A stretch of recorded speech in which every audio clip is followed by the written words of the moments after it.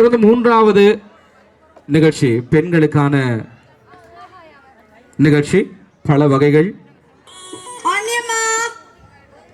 Get set, ready.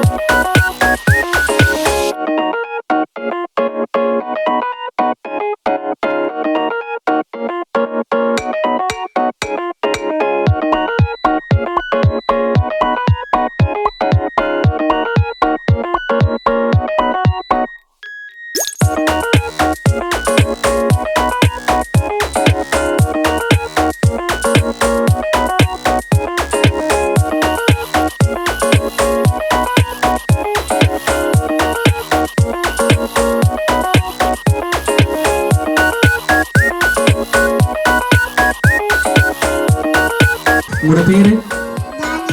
Tania. சரி தானியா, நீங்க என்ன ஃப்ரூட்ஸ் வைப்பீங்க?